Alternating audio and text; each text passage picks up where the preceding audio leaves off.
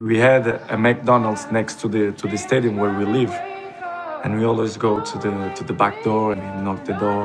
Hey, any burgers left?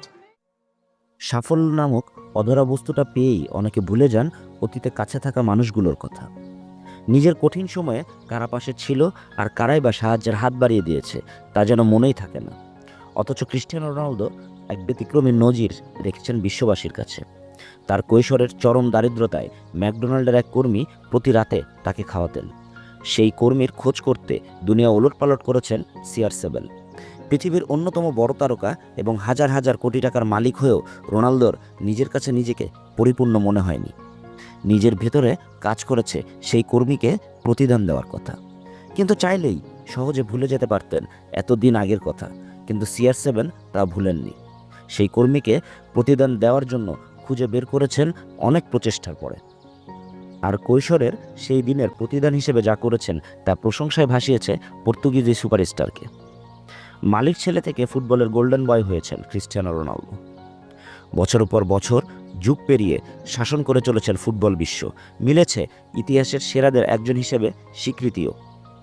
ফুটবলের এক রাজার নাম হলো ক্রিস্টিয়ানো রোনালদো, যিনি তার দুপায়ের জাদুতে মুগ্ধ করে রেখেছেন কোটি কোটি ভক্তকে। আবার সমালোচকদেরও বাধ্য করেছেন তার প্রশংসা করতে। তবে রোনালদোর অতীত ছিল বেশ বেদনার। আসলে পতন আছে বলেই উত্থান এত সুন্দর, খারাপ শব্দটা আছে বলেই সুন্দর শব্দটা এতটা মনোমুগ্ধকর। তেমনি অনেকবার এই ভালো খারাপ সময়ের ভেতর দিয়ে গিয়েছেন এই পর্তুগিজ সুপারস্টার। সেই ছোটবেলা থেকে লড়াই করে আসছেন তিনি। যখন তার পরিচয় কেবলই একজন মদ্যপ মালিক ছেলে, সেখান থেকে কতটা যন্ত্রণা, কতটা ত্যাগ স্বীকার করলে একজন CR7 হওয়া যায়, সেই গল্পটা কেবলই ক্রিস্টিয়ানো রোনালদোরই জানা। 2019 সালে ব্রিটিশ টিভি তারকা মর্গানকে দেওয়া একটি সাক্ষাৎকারে নিজের অতীত সংগ্রামের খানিকটা তুলে ধরেছিলেন ক্রিস্টিয়ানো রোনালদো। সেখানে উঠে এসেছিল এক ম্যাকডোনাল্ডস কর্মীর কথা। রোনালদো বলেন, আমি যখন 11-12 বছরের ছিলাম তখন আমাদের কোনো অর্থই ছিল না। আমরা লিসবনের একটা অংশে থাকতাম যেখানে বাকি সব কিশোর ফুটবলাররা থাকতো। আমার পরিবার ছিল মাদেইরাতে। ওদের সাথে 3 মাস পরে পরে দেখা হতো। রাত একটু গভীর হলেই ক্ষুধা লাগতো। যে স্টেডিয়ামের পাশে আমরা থাকতাম সেখানে একটা ম্যাকডোনাল্ডস ছিল। প্রায়ই আমরা পিছনের দরজা যেয়ে নক করতাম আর বলতাম, কোনো বার্গার হবে কি খাওয়ার জন্য?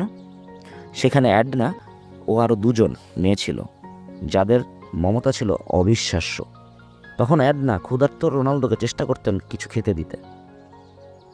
এ যেন মনে করিয়ে দেয় হেমন্ত মুখোপাধ্যায়ের সেই বিখ্যাত গানের লাইন, কারা যেন ভালোবেসে আলো জ্বেলেছিল, সূর্যের আলোতায় নিভে গিয়েছিল। এজন্যই তো অজস্র সম্পদ হওয়ার পরেও রোনালদো খুঁজে বেরিয়েছেন সেই অ্যাডনাকে।